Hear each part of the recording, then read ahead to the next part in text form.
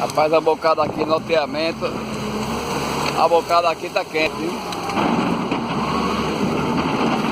Hoje não tem moleza não, a bocada aqui tá quente. A turma do Benito Raeiro aqui não para não.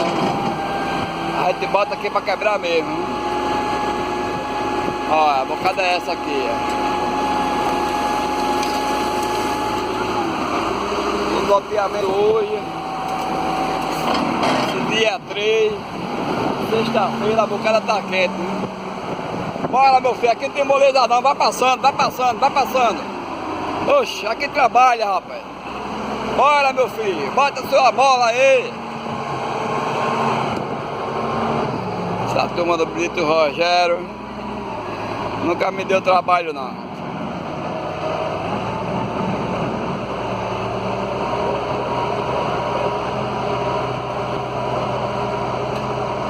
Daqui no loteamento, mano. Hoje a gente trabalhou e estamos trabalhando. Aí, cabeça, não para não, cabeça, não para não, aqui ninguém para não.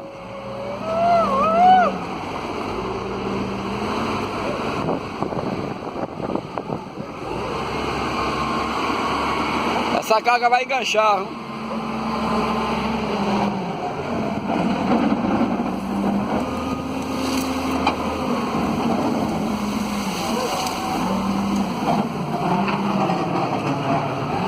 Fazer aqui esse pequeno vídeo aqui do nosso trabalho aqui, dia a dia aqui na minha cidade aqui de São Miguel dos Campos, aqui em Alagoas aqui, ó. Bora, meu filho, dá trabalho, meu filho. Bora, força aí, menino. Rapaz, aí. Vai cair, viu? E eu tô filmando, viu? Bora, meu filho.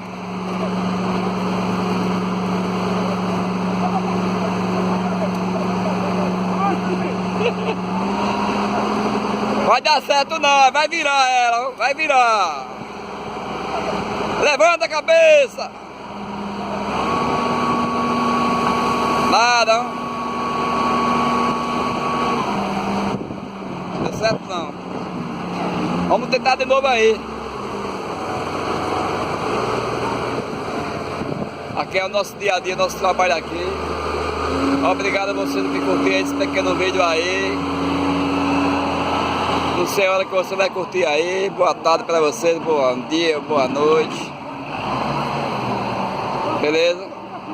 Tchau aí a todos aí.